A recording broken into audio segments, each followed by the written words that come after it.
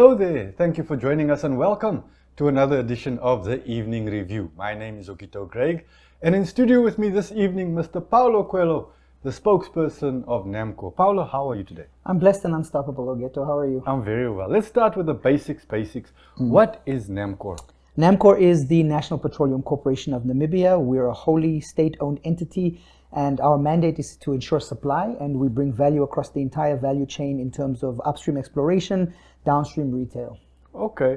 On Monday morning, we were together at Petroleum House, the Yes. headquarters of Namcor, Absolutely. for the media launch of the 4th Namibia Oil and Gas Conference. Correct. What is the Oil and Gas Conference? Well, the Oil and Gas Conference, the NOGC, is it's a Namibian-led conference that brings stakeholders and government and policymakers and industry operators together to open the discussions and dialogue. And it's open to every Namibian because it's not overpriced, and it's a conference that will allow the youth to participate because we have over 2,000 delegates coming from 48 different countries, and we have 72 different exhibitors that will be in attendance. And we just basically want to open the dialogue between the businesses, the youth, and the operators, and to see how we can bring value to Namibia. The theme for this year is decisions to dividends. How can we make this work for the average Namibian? Awesome. One of the things that was said repeatedly and by different people at the media launch was that the conference, which is set for 18 to 20 August, comes at a very opportune time. Yeah. Why is that? Well, because we're all hoping that Total will make FID hopefully within June, July. What is FID? So final investment decision. So they're busy negotiating with the government to understand how the policies would work and what would be the return on investments. You need to understand that the government will take the bulk of the revenue generated from the exploration activities and from the production. So they need to make sure that it's a viable, worthwhile decision. And if they're going to make the final investment decision, because for example, just off the top of my head, for an exploration campaign, you're looking anywhere from 20 to 30 million US to just explore. It's educated gambling. And once you find oil and you find that the reservoir might be good quality, then you have to see other nuances and complexities. The depth, the pressure, is the associated gas, is it light commercial oil? And you need to see if you're going to break even. How much oil is in there? You can estimate, say, just off this is again an example, 5 billion barrels in this well. It'll cost me 2 billion barrels to get it out. And then is this worthwhile? Do we make a profit? Do we break even? And then that's when you make the final investment decision. So we're all holding thumbs that Total pull the trigger on the Venus development. Okay. And that the government can and Total can align and get everything sorted so that, the country can boom. Okay, but there's a few other developments that we are also awaiting. I think there's something to do with the law. Yes. Well, we need to make sure that the legal framework is in place and that local content is at the fore, because we need to ensure that the resources beneath our feet are for us. We can't stand idly by. We need to actively participate in the industry and make sure that we benefit Namibians, Namibian homes, Namibian education, Namibian businesses.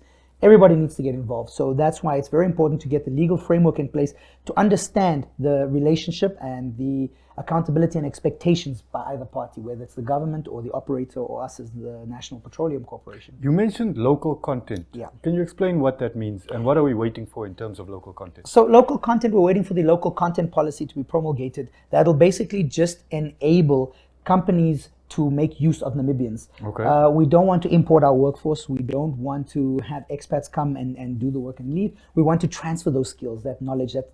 Those are things that we need to have locally to empower Namibians to embrace the advent of the oil and gas industry. This is a nascent industry. It's new for us. It's new for all the Namibians.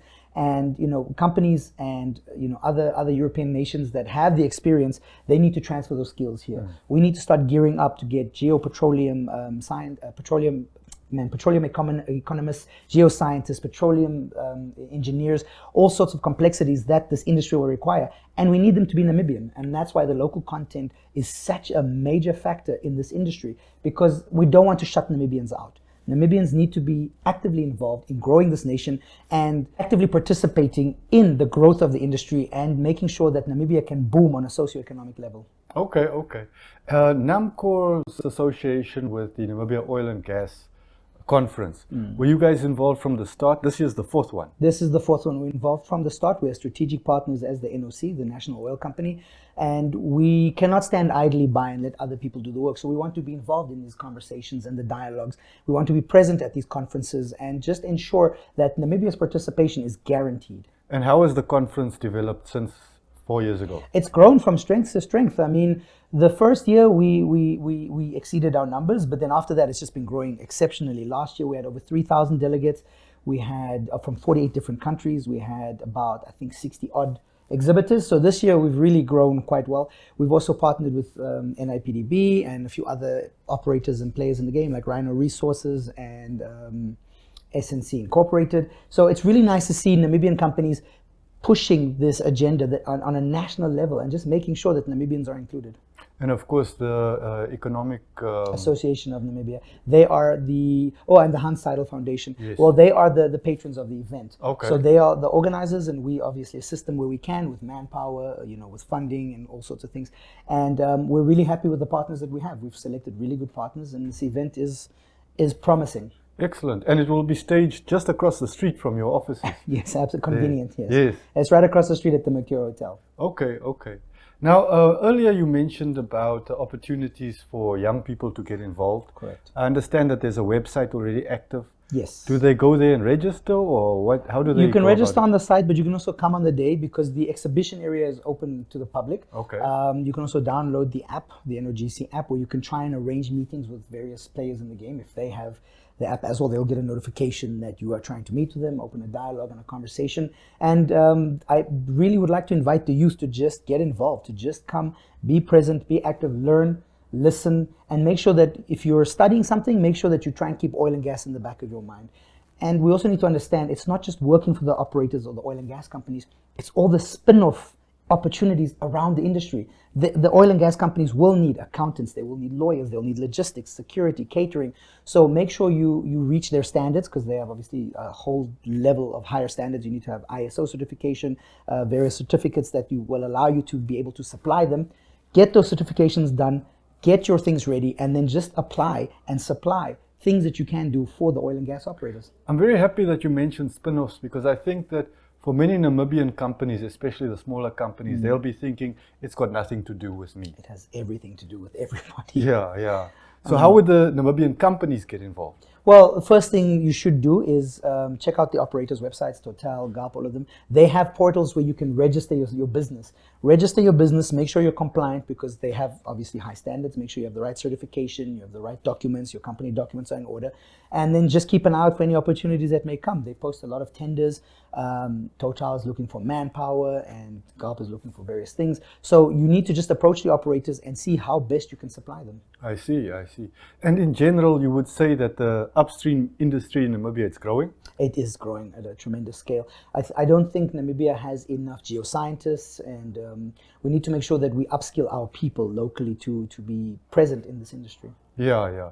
I remember when Mr. Jason Kasuto of the Economic Association of Namibia was speaking at the launch. He mentioned that there's an ambition to send young Namibians to go study at the best schools in the world and bring back those best skills. Is that supported by the industry in general? Yes, it is. Yes, it is. The industry is very supportive of training Namibians and in foreign institutions, so that they can just get a feel. They can immerse themselves in what the industry is like, to take them out onto rigs, to take them out, onto the platforms and see how the drilling rigs are operated and how they're set up. So it's something we're very excited for, and we will identify certain students and see how best we can send them to go and get these courses and certifications done. For many of us older Namibians, when we hear about oil, we think about Dutch disease, the resource curse. How important is this conference and conferences like it in ensuring that Namibia doesn't fall into that trap? Oh no, we're very passionate about ensuring that we don't succumb to the resource curse. We have good examples of what not to do and which countries not to model after. And we have great examples like Norway, Qatar, the UAE. Conferences like this allow for open dialogue, for us to ensure that we have the right conversations and get the right policies and frameworks in place. If we can get those in place, that's why the FID is taking so long, because it's a back and forth and a negotiation, and Namibia is taking its time. We're not rushing, because we want to make sure that the decisions we make today are going to just last and withstand the test of time, and make sure that this country just booms. Namibia is in such a unique position. We're at the cusp of greatness, and I'm honestly very excited for for the future of our country. I can hear your excitement. But why do you say we are in a unique position? Surely oil has been found elsewhere in the world? Well, we're not the only frontier, but we have world-class frontier hydrocarbon spaces. We are underexplored. Okay. We're only looking at the Orange Basin and the Lüderitz Basin. Remember, we still have to explore the Walvis Basin, the Kunene Basin. If we found so many discoveries and so much positivity and positive results in one basin, what does the rest of our coastline look like? Remember, Recon's also exploring onshore in the mighty Kavango, Yes. and we've also got positive prospects there. So our country is really resource rich, and we need to make sure that we don't sell ourselves short. We don't succumb to Dutch disease or the resource curse. We ensure that our legal frameworks and our policies are in place and that everything is done above board. And we try to minimize corruption within the industry. And I'm telling you that we can grow. We can grow this industry and we can grow this country. And I'm excited, again, for this future. Awesome, awesome. One of the concerns might be that, there's a lot of talking at these conferences, but after the conference, nobody has taken note of what is said, or no action comes from what was said. Agreed. Have you seen any impact that the previous conferences have had on the trajectory that Namibia is taking in its development? Oh, absolutely. I remember when we first started the conference 3 or 4 years ago, it was just hopes and dreams, prospects. Yes. Now we have actionable items. We're pushing for FID. Once FID happens, we will have to start looking at how to supply the operators, how to best enable them to extract this product, the crude oil out of the ground, and to refine it and to sell it and to just get it to market so that we can profit from it. So there are a lot of actionable items. I assure you that things get said that actually get followed through on. We hold our stakeholders and all our partners accountable for everything that is said and everything that is promised. We don't like to have promises. We want to deliver on those promises. And we want to ensure that Namibia can really just maximize its benefits and benefit from our resources. As our wonderful president said, the lioness, she said that we're just too resource rich to be a poor country. Yeah, it's true. She said that we are too few. Too few as well, yes. Yeah, We're too few to be broke. To be poor, yeah. Can you give us the benefit of your insight just to understand how the oil becomes the petroleum products? Because lots of people think, okay, we got oil, but we got no refinery, we got no pipelines. Yeah. Is it really going to help us at all? Well, at the moment, it's not economically viable for us to have a refinery here because we would be oversupplying. It makes sense in a place like Luanda where you have 14 million people and 2 refineries because you can supply your local market. If we can get offtake agreements within the SADC region, then maybe a refinery would be, economically viable. You have to understand a smaller modular refinery will probably produce up to 100,000 barrels a day, and you're refining crude into a usable product like petroleum products, diesel, petrol, and all sorts of things. So if you don't have offtake, you're going to sit with an oversupply, and then that will just, you need to manage it very carefully and ensure that we make a profit on the products that we extract and refine locally. Thank you very much, Paulo. And thank you very much for staying with us. We'll be right back after this break to delve deeper into the Namibia Oil and Gas Conference 2026.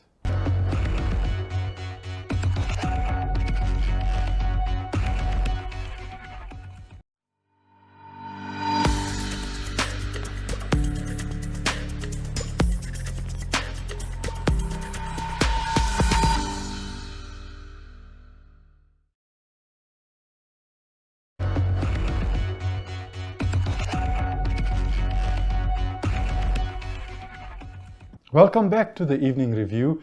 In studio with me this evening I have Mr. Paulo Coelho, the spokesperson of the Namibian National Oil Company, Namcor. We are discussing the Namibia Oil and Gas Conference 2026, which is coming up in August this year. Paulo, it was mentioned at the media launch for the conference that there's going to be more stalls and exhibitions. Yes, correct.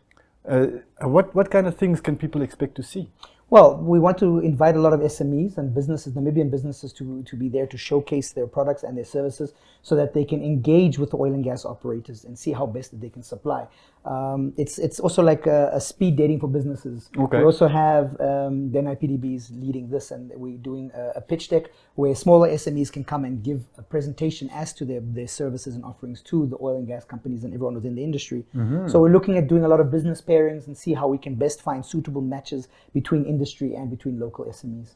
And you're also expecting lots of guest speakers and Yes. experts to present presentations. What kind of insights? Well, it'll be technical presentations on the geodata, the local content policies. That's where the SNC Incorporated as a legal firm will be heading that for us, and just putting the right people in the right rooms, and obviously just technical presentations on where we see ourselves going and how we can take these decisions today into dividends for everyday local Namibians.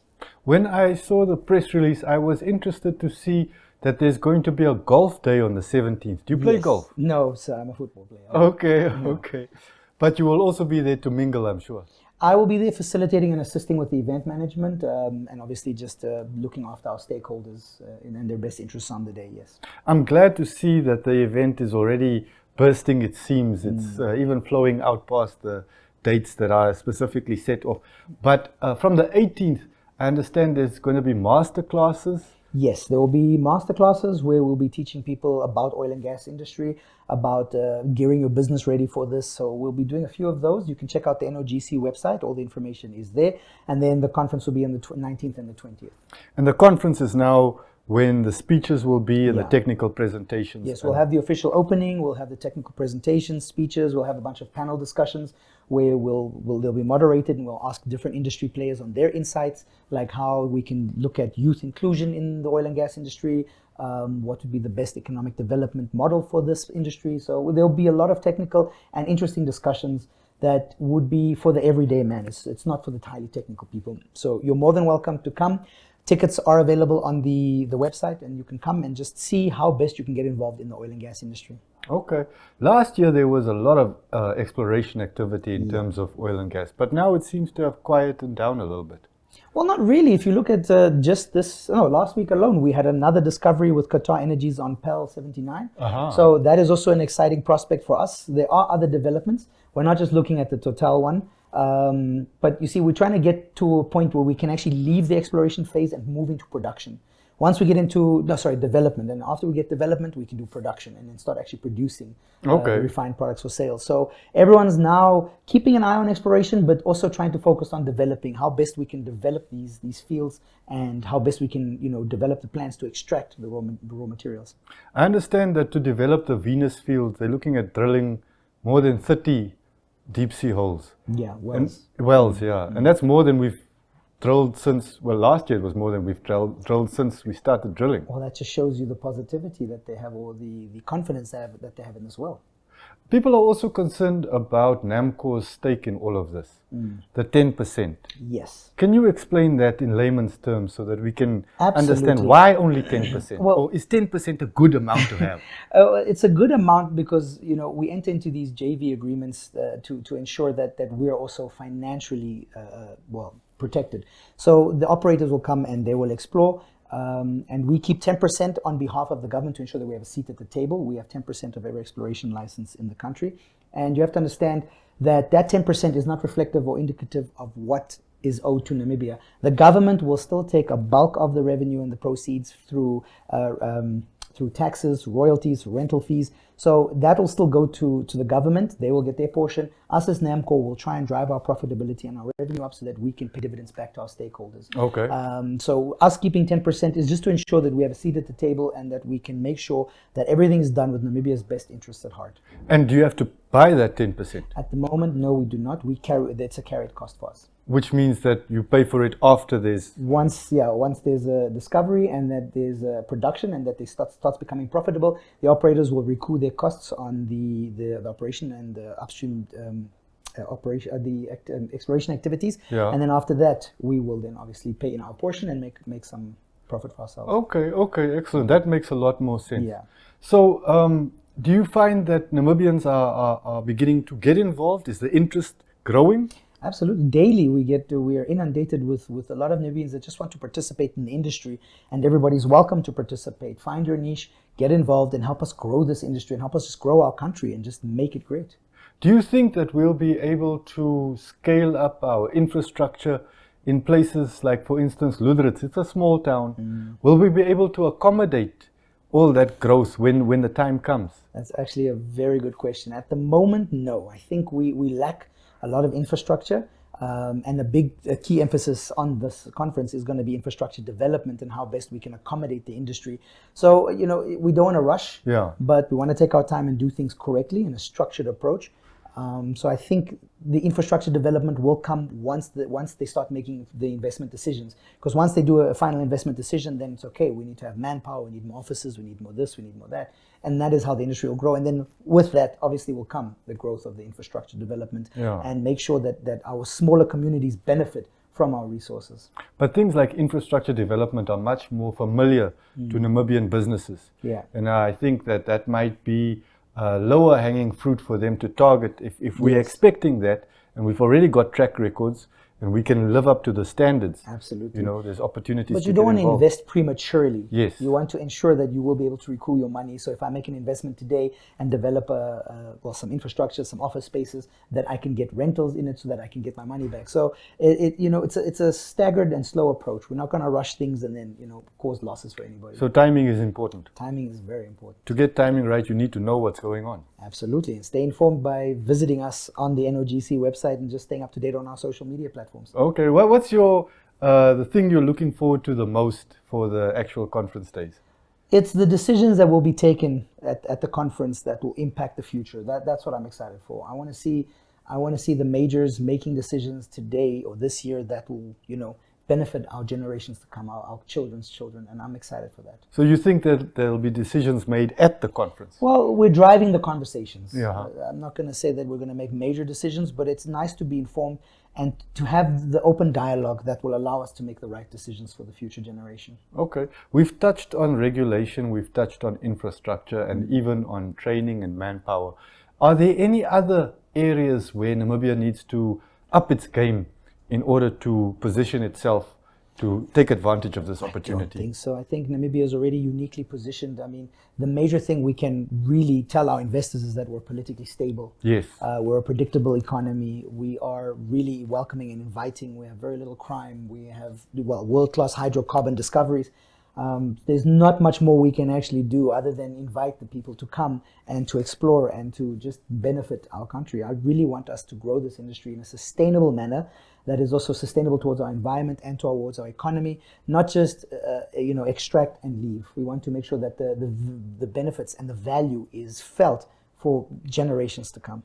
Do you think that the recent geopolitical events, the war there, America and Israel versus Iran, has that had any impact? Does it change things for us? Well, it impacts the oil price. It impacts the BFP price, and that obviously impacts then the pump price for the local Namibian.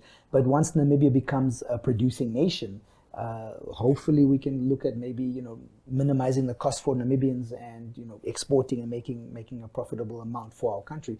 So at the moment it does impact us, but once we become a producing country, that will actually give us some international leverage and bargaining power with the super majors. Apart from the discovery of oil, Namibia has vast potential in renewable energies. Yes. And we've been making strides in that direction. Yes. But I wonder, if the oil starts to flow, will it overshadow that other development? Is there space in Namibia for both? I believe there's space for both. I believe the two can coexist, but they need to feed into each other. When one is stronger, you can't put all your eggs in one basket. We might focus on agriculture, then we suffer in tourism, whereas we can focus on tourism and agriculture. I think the two can coexist. I think one needs to feed the other one. The proceeds from one industry should be invested into another industry so that both can grow. And then obviously from that, we need to also invest in our educational sector, make sure that we are raising future leaders of these industries today. And that's important. We need to reinvest into our youth. Okay. And the technologies which have such a huge impact on the development of renewables, in terms of the development of oil and gas in Namibia, do we have access to the latest technologies? Are we at the forefront, or are we catching up? We're still catching up. We have access to the technologies, but it's how we use the technology. But I think Namibia is on the right path forward. Okay. Paulo, there's a little bit of time left. Can you leave our viewers with a final message from your side and from Namcor's side? Well, the final message is that we expect to see everyone at the NOGC 2026. We expect to have open conversations and dialogues that are meaningful and that will be impactful and will help everybody make decisions today that will lead to future generational benefits. And we're very excited to be a part of this process, and we're very excited to represent Namibia in everything that we do. We're making sure that Namibia has a seat at the table and that we're well represented in the oil and gas industry. And we're just very excited for what the future holds. Thank you very much, Mr. Coelho, and thank you very much for joining us on this edition of the Evening Review. We'll be back with something else tomorrow, but for tonight, good night.